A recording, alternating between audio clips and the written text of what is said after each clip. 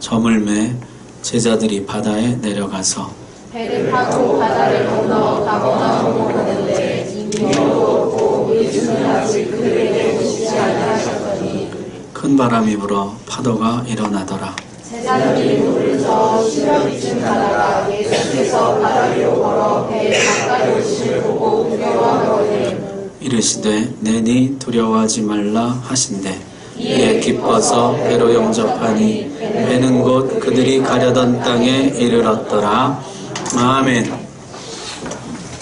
하나님 말씀 전하겠습니다. 제가 신학교 다닐 때 들었던 부흥회 강사들의 아름다운 이야기, 미담들이 좀 있습니다. 식사 대접을 안 받고 금식하면서 부흥회를 인도하셨다는 강사 이야기, 숙소를 거절하고 교회에서 주무시면서 집회를 은혜롭게 인도했다는 어떤 목사님 이야기, 받은 강사비를 모두 가난하고 어려운 그 교회에 헌금하고 떠났다는 이야기, 참 제 마음에 감동을 주었고 나도 나중에 그렇게 해야 되겠다 다짐했었습니다. 그 중에 잊혀지지 않는 이야기 하나는요, 예전에는 부흥회를 하면은 평일에 새벽, 낮, 저녁 이렇게 3번 했습니다. 지금 우리가 다 바쁘다 보니까, 직장 생활을 다 하다 보니까 주로 주일에 이제 우리는 하게 되는데요. 예전에는 평일, 새벽, 낮, 저녁 그렇게 3번 했던 것이죠. 그런데 이번은요, 항상 부흥회를 끝낼 때 마지막 날 새벽에 마쳤다는 거예요. 새벽에 힘써 말씀 전하고 온 성도들로 간절히 부르짖어 기도하게 하고는 인사도 없이 조용히 그 자리를 떠나 집으로 돌아갔다는 것입니다. 사실 신학생 때는 잘 몰랐는데요, 목회하면 할수록 이게 얼마나 어려운 일인가 깨닫게 됩니다. 은혜가 많은 집회일수록, 역사가 많은 집회일수록 얼마나 많은 이야기들이 있습니까? 오늘 말씀 너무 좋았습니다. 그 말씀은 나에게 주시는 하나님의 음성이었습니다. 주님이 오늘 내 마음을 만져주셨습니다. 나를 변화시켜 주셨습니다. 응답받았습니다. 고침받았습니다. 병이 나았습니다. 은사를 받았습니다. 내가 회복되었습니다. 감격스러운 간증들이 끝없이 이어집니다. 그 자리에서 가장 뿌듯한 사람은 누구일까요? 말씀을 전한 강사입니다. 그런 은혜가 임하도록 쓰임받았던 사람, 종, 도구, 바로 그 사람 아니겠어요? 그 집회를 인도한 사람으로서 그런 간증들을 듣고 감사를 받고 함께 기뻐하고 즐거워하고 찬송하는 것처럼 신나는 일은 없습니다. 그 은혜의 현장 한가운데서 그 기쁨을 만끽하고 주의 일꾼으로서 보람을 느끼는 것이 그렇게 가슴 뿌듯한 일인데, 그걸 포기하고 떠나갔다는 거예요. 성도들에게는 오직 하나님께만 감사하고 영광을 돌리라는 마지막 권면일 수도 있고, 어쩌면 자기 자신에게는 작은 칭찬에도 쉽게 우쭐하는 자신을 잊지 말고 겸손히 내 자리로 돌아가라는 반성일 수도 있었겠다 싶은 생각이 들어요. 오늘 5번째 표적은 그렇게 시작됩니다. 예수님이 벳세다 들판에서 오병이어로 5,000명을 먹이셨습니다. 사람들이 너무나 좋아하고 흥분했습니다. 모세가 약속한 바로 그 선지자가 오셨다. 우리의 왕이 오셨다. 저들은 환호하며 예수님의 이름을 연호하면서 우리 왕 소리를 질렀습니다. 예수님의 인기는 하늘을 찔렀고 사람들은 이분이야말로 우리를 로마로부터, 배고픔으로부터 구원해줄 진정한 메시아라고 말하기 시작했습니다. 그 자리에서 가장 충격을 받고 놀라고 기쁨에 들떴을 사람이 누구였을까요? 제자들이었습니다. 평생에 둘도 없는 경험이었을 것입니다. 떡이 막 늘어나는 거예요. 사람들이 여기저기서 우리도 주세요 하는데 신비하게 주어도 떡이 또 생겨나고 또 생겨나는 것입니다. 저들은 흥분했습니다. 웃음꽃이 만발하고 그 감격을 주체하지 못했을 것입니다. 사람들 표정 봤어? 그 놀라는 표정, 그 환희와 희망에 가득 찬 얼굴들. 사람들이 우리 선생님을 칭찬하고 높이고 메시아가 오셨다고, 드디어 그날이 왔다고 말하는 거 들었어? 와, 오늘 진짜 대단했지. 거기에 모인 5,000명과 그 가족들이 예수님과 제자들을 얼마나 우러러봤을까요? 제자들은 얼마나 기쁘고 자랑스럽고 보람있고 뿌듯했을까요? 생각할수록 가슴 벅찬 일입니다. 그런데 예수님은 제자들로 하여금 그 자리를 속히 떠나게 하셨습니다. 마태복음과 마가복음에서는요, 예수님이 제자들을 재촉해서 보내셨다 기록하고 있습니다. 빨리 여기를 떠나라고 주님이 재촉하셔야 할 만큼 제자들은 흥분과 열광에 도가니에 빠져 있었던 것이죠. 주님은 제자들을 떠나게 하시고 자신도 그 자리를 떠나 산으로 기도하러 올라가셨습니다. 제자들은 아마 배 타고 가면서도 쉽게 흥분을 가라앉히지 못했을 것입니다. 그날 일로 이야기꽃을 피우고 있었을 것입니다. 배가 떠난 지 얼마나 되었을까요? 바람이 불기 시작했습니다. 한 10여리쯤 갔을 때, 한 4km, 5km 정도 갔을 때 바람이 불기 시작했습니다. 갈릴리 사람들은 다 알아요. 갈릴리 호수의 바람이 무섭다는 것을. 갈릴리 호수는 우리 작년에 성지순례 갔습니다만은 해발 마이너스 200m예요. 남동쪽의 고원지대로부터 불어오는 차가운 공기가 밀려 들어오면 덥고 습한 공기를 위로 밀어 올립니다. 그러면 호수에는 바람이 일기 시작하는데 그 바람은 배를 전복시킬 정도의 무서운 바람이었습니다. 그래서 광풍이라, 미친 바람이라 그렇게 불렸던 것이죠. 거대한 바람이 불어오기 시작했습니다. 제자들이 어떠했을까요?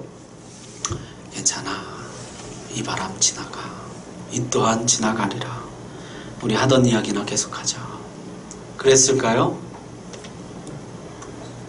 여러분 같으면 어떻게 하시겠어요? 어떠셨을 것 같으세요? 제자들은 다수가 어부였기 때문에 호수에 대해서, 바람에 대해서 어지간히 알고 있었기 때문에 전혀 개의치 않고 계속해서 앞으로 나아갔을까요? 그 반대입니다. 모르는 사람이나 안 무섭지 아는 사람은 무섭습니다. 이들은 바람의 파괴력을 아는 사람들입니다. 갈릴리 호수의 이 바람이 때로 얼마나 무서운 결과를 가져오는지 어려서부터 수도 없이 들었고 보아왔습니다. 한번 바람이 불기 시작하면은 배가 전복될 정도로 광풍이 분다는 것을 알고 있었던 것이죠. 이야기는 중단되었을 것입니다. 오병이어의 흥분과 감격은 사라지고 두려움과 공포가 저들을 지배했을 것입니다. 과거에 어떤 경험을 했든지 간에 바람은 과거의 모든 은혜와 기적을 다 잊을 만큼 두려운 것이었습니다. 이때 예수님이 물 위로 걸어오셨습니다. 제자들은 두려워하면서 소리 질렀습니다. 유령이라 무서워했습니다. 내니 두려워하지 말라. 제자들 중 아무도 예수님을 알아보지 못했습니다. 제자들 중 누구도 죽음의 공포를 이기고 그 바람 속에서 주님을 알아보지 못했습니다. 마태복음은요, 이 대목에서 베드로가 튀어나오는 이야기를 써놓고 있습니다. 주여, 만일 주님이시거든 나를 명하사 물 위로 오라 하소서. 베드로가 물 위를 걸어서 예수님께로 가다가 바람을 보고 무서워 빠져갔습니다. 예수님이 그 손을 잡아 건져주셨습니다. 믿음이 작은 자여 왜 의심하였느냐. 함께 배에 오름에 바람이 그쳤습니다. 제자들이 절하며 진실로 하나님의 아들 이로소이다. 배 안에서 떨고 있던 제자들이나 용기 있게 그 특유의 과감함과 적극성으로 물 위에 뛰어내렸던 베드로나 두려워하며 믿음이 없었던 것은 마찬가지였습니다. 마가복음은 이 사건을 이렇게 해석해 줍니다. 이는 그들이 그 떡 떼시던 일을 깨닫지 못하고 도리어 그 마음이 둔하여졌음이라라. 제자들의 마음이 둔해졌다는 거예요. 여러분, 이 제자들이 누구입니까? 지금 공포에 두려움에 떨고 있는 이 사람들은, 겁에 질려 있는 이 사람들은 바로 조금 전에 주님의 놀라운 기적에 감격하고 흥분하고 그 흥분을 가라앉히지 못해서 들떠있던 바로 그 제자들입니다. 오병이어가 작년에 있었던 일이 아닙니다. 지난달에 일어난 일이 아닙니다. 바로 조금 전에 내 눈앞에서 내 손을 통해서 일어난 일입니다. 불과 몇 시간 전에 은혜의 도가니와는 완전히 역전된 현실을 맞이하게 된 것입니다. 여러분, 우리가 이 제자들을 어떻게 이해할 수 있을까요? 아니, 어떻게 그런 기적을 그렇게 쉽게 잊을 수가 있단 말입니까? 어떻게 그런 은혜의 감격과 기쁨을 그렇게 쉽게 빼앗길 수가 있단 말입니까? 오병이어를 못 봤다면 모를까? 아니, 그 자리에 있던 그 무리들이라면 모를까? 직접 그 떡을 예수님께 받아서 나누어주고 그 떡이 내 손에서 계속해서 불어나는 기적을 직접 보고 체험한 제자들이 어떻게 그렇게 쉽게 무너질 수가 있단 말입니까? 제자들이 참 답답하고 야속하죠. 제자들을 좀 이해하고 싶었습니다. 왜 그랬을까? 그러자 제 마음속에 다른 질문이 떠올랐어요. 어떻게 배가 뒤집힐 것 같은 절체절명의 순간에 사람이 초연할 수가 있을까? 어떻게 사람이 빠져 죽을 것 같은 죽음의 공포 앞에서 아무리 은혜를 많이 받았다 할지라도, 아무리 체험이 많다고 할지라도 어떻게 아무렇지도 않게 대처할 수가 있을까? 아무리 놀라운 기적을 경험했다 하더라도, 홍해를 건넜다 하더라도, 양식이 떨어지면 내일 당장 먹을 거리가 없어서 식구들을 굶겨야 한다면 어떻게 그 누가 흔들리지 않을 수 있을까? 당장 마실 물이 없다면, 광야에서 사막에서 당장 마실 물이 떨어진다면 어떻게 안심하고 주님을 믿고 기다릴 수가 있단 말인가? 그런 믿음이 있기나 한 것일까? 그런 사람이 있을 수나 있는 것인가?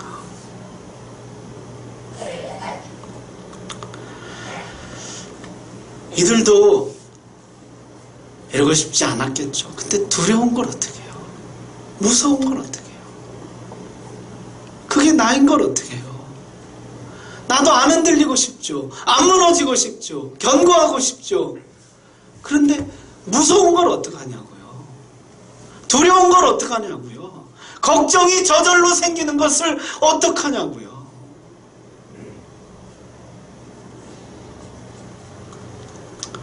그러니 어떻게 하자는 말이냐.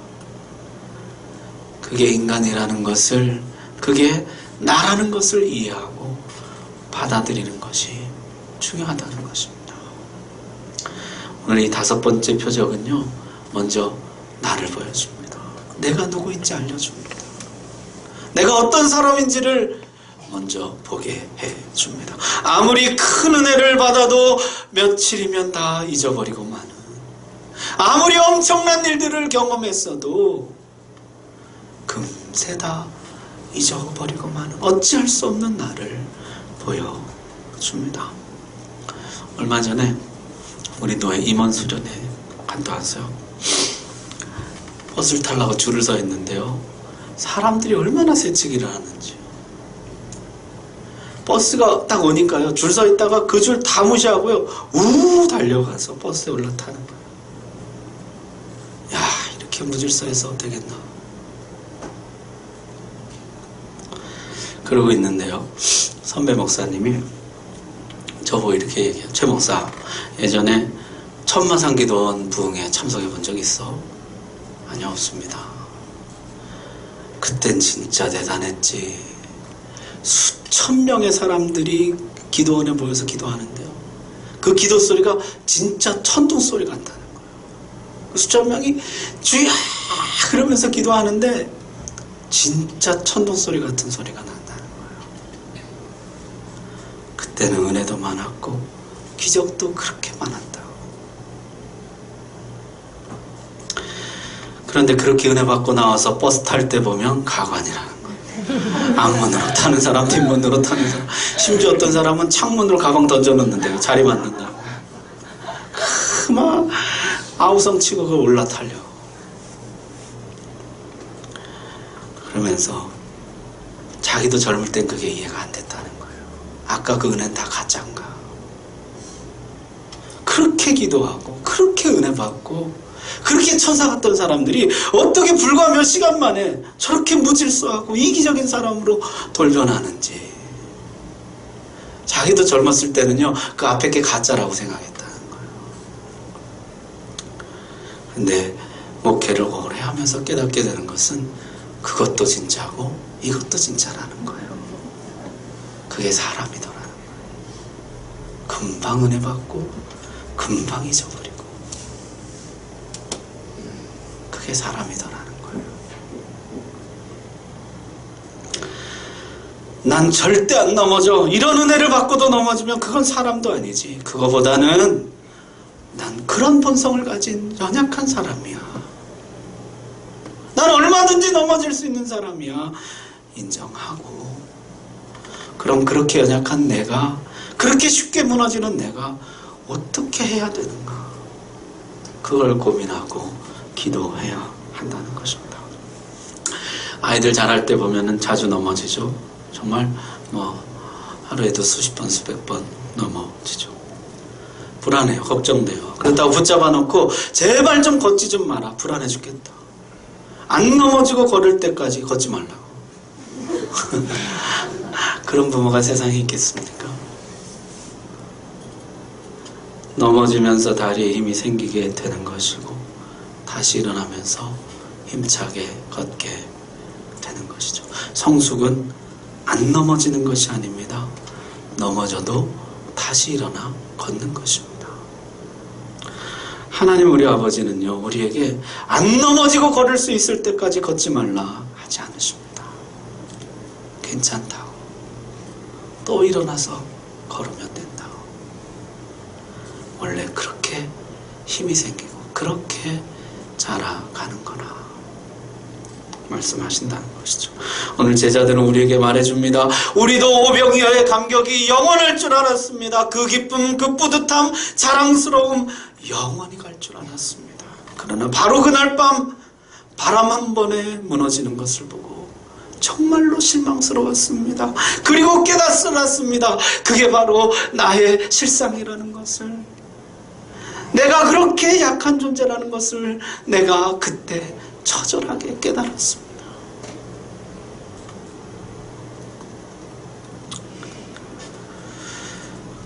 아까 마가복음의 제자들의 마음이 둔해졌더라 그랬는데, 둔해졌다는 게 굳어졌다는 거예요. 여러분, 마음이 부드러지기는 쉬운데요, 어려운데요, 굳어지기는 쉽습니다. 딱딱한 마음을 부드럽게 하는 데는 오래 걸리는데 굳어지는 거는 순식간이에요. 조그만 일, 무슨 일 하나만 있으면 금방 마음이 굳어집니다. 전에 저희 집에서 딸기잼을 직접 만든 적이 있어요. 그 일이 굉장히 많더라고요. 꼭지를 따내고 씻고, 그거를 설탕을 넣고 그걸 또 뜨거운 물에 끓이고 고생을 많이 하더라고요. 그래서 좀 뭘 좀 도와줄까 그랬더니 그걸 좀 저으라는 거예요. 그래서 그게 쉬워 보여서 그러만 하고 제가 줬는데 이게 보통 일이 아닌 거예요. 이게 쉬지 않고 져야 되는 거더라고요. 이게 쉬면은 눌러붙어요. 타요. 굳어버려요. 쉬지 않고 야, 다음부터 우리 사 먹자.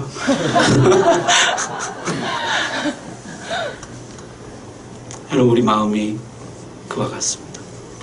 계속 저어주지 않으면요, 금방 굳어버려요. 신앙생활이요, 그와 같아요. 계속 저어주지 않으면 어느 틈에 눌러붙어 버려요. 성숙은요, 젖지 않아도 되는 경지에, 굳지 않는 경지에 이르는 것이 아니고요, 젖는 것이 내 사명인 줄 알고 꾸준히 젖는 것입니다.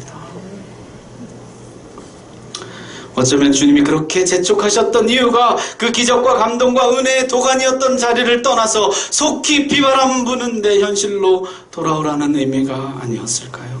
너무 기적의 감동에 깊이 빠져있지 않도록 거기에 안주해서 멈춰서서 마음이 굳어지지 않도록 하기 위함이 아니었을까요? 주님은 벳세다 들판에도 계시지만 갈릴리 호수 한가운데도 계시고 큰 성 예루살렘에도 계시지만은 갈릴리 가나 작은 마을에도 계십니다. 벳세다 들판의 은혜에 안주해서 오늘 갈릴리 호수를 건너면서 정작 주님을 보지 못하는 우를 범하지 말라고. 과거의 은혜에 매달려서 오늘도 은혜를 주시려고 나를 찾아오시는 주님을 놓치지 말라고, 빨리 그곳을 떠나라고 재촉하셨던 것은 아닐까. 마음 굳어지기 전에 빨리 떠나라. 그런데 다른 복음서와는 달리 요한복음이 특별히 강조한 것이 있습니다. 여러분 21절 한번 보십시오. 21절 우리 같이 한번 읽겠습니다. 시작. 이에 기뻐서 배로 영접하니 배는 곧 그들이 가려던 땅에 이르렀더라. 아멘. 다른 복음서에는 기록되어 있지 않은데요, 요한복음에 유독 특별히 강조하는 것은 제자들이 기뻐서 예수님을 영접했다는 것입니다. 제자들이 너무너무 기뻐하면서 주님을 맞아들였다는 거예요. 제자들의 마음이 다시 낮아진 것이죠. 부드러워진 것입니다. 비바람치는 현실 앞에서 다시 연약한 자신을 인식하기 시작했습니다. 오병이어의 기적은 주님이 하신 일이고 자신들은 그저 쓰임받은 도구였을 뿐이라는 사실을 인식하기 시작했습니다. 어떤 풍랑도 스스로 헤쳐나갈 수 있다는 자신감 대신에 다시 주님 앞에 엎드려서 주님, 나는 연약합니다. 나는 내 힘으로 못 삽니다. 나는 바람 한 번만 불면 무서워하고 겁에 질리고 두려워하고 걱정하는 참으로 연약한 인생입니다. 마음이 부드러워지니까 주님이 보이기 시작하더라는 거예요. 기쁨으로 주님을 영접했습니다. 베드로를 비롯한 모든 제자들은 낮아진 마음, 부드러워진 마음으로 다시 예수님을 영접하셨습니다. 그러자 예수님 어떻게 하셨습니까? 21절 다시 보십시오. 그들이 기뻐서 배로 영접하니 배는 곧 그들이 가려던 땅에 이르렀더라. 이 말씀은 시편 107편 말씀을 인용한 것입니다. 제가 읽어드리겠습니다. 여호와께서 명령하신즉 광풍이 일어나 바다 물결을 일으키는도다. 그들이 하늘로 솟구쳤다가 깊은 곳으로 내려가나니 그 위험 때문에 그들의 영혼이 녹는도다. 그들이 이리저리 구르며 취한 자같이 비틀거리니 그들의 모든 지각이 혼돈 속에 빠지는도다. 이에 그들이 그들의 고통 때문에 여호와께 부르짖음에 그가 그들의 고통에서 그들을 인도하여 내시고 광풍을 고요하게 하사 물결도 잔잔하게 하시는도다. 그들이 평온함으로 말미암아 기뻐하는 중에 여호와께서 그들이 바라는 항구로 인도하시는도다. 우리 인생을 우리가 바라는 항구, 소원의 항구, 소망의 항구로 인도하시는 분은 하나님이십니다. 주님은 이 표적을 통해서 말씀하십니다. 내가 너희를 항구로 인도하는 너희 하나님이라. 내가 파도를 잔잔케 하고 너희의 항해를 주관하며 너희를 마침내 안전하게 항구로 인도하는 너희 하나님이라. 나를 영접하는 자는 소망의 항구, 가려던 땅에 안전하게 이르게 된다. 여러분 오늘 다섯 번째 표적은요, 두 가지를 보여줍니다. 첫 번째는 나를 보여줍니다. 너 자신을 보라. 너는 오병이어 한 번으로 믿음을 영원히 유지할 만큼 강하지 못하다. 너는 은혜 한 번으로 평생 신앙을 지킬 만큼 견고하지 못하다. 바람이 불 때마다 두려워하고 한 번 용기를 내어 물에 뛰어들지만은 이내 겁이 나고 의심에 빠져들 연약한 것이 너라. 두 번째는 주님을 보여줍니다. 주님을 보라. 너를 사랑하시는 주님을 보라. 비바람이 불 때 너를 홀로 두지 않으시고 너를 찾아오시는 주님. 내 모든 인생 항해에 너와 함께 하시는 분, 그를 영접하라. 그리하면 그가 너를 소망의 항구로 안전하게 인도하실 것이라. 그는 물을 지으시고 물을 가르시며 무리를 걷게 하시는 내 하나님이시라. 사랑하는 성도 여러분, 마음은 쉽게 굳어지는 법입니다. 과거의 은혜에만 매여 있으면 마음이 굳어집니다. 오늘 현실의 비바람만 바라보고 있으면 마음이 굳어집니다. 오늘 내가 작은 바람 앞에서도 속절없이 무너지는 한없이 연약한 자인 것을 깨달으면서 오늘도 나를 찾아오시고 은혜를 주시고 붙들어 주시는 주님 바라보고 그 주님을 영접하고 또 영접하고 또 영접함으로 내 인생의 항해를 주님께 의탁하라는 것입니다. 우리의 소망은요, 우리의 남은 항해 중에 다시는 바람이 불지 않는 것이 아닙니다. 바다는 바람이 부는 것입니다. 인생이란 비바람이 치는 법입니다.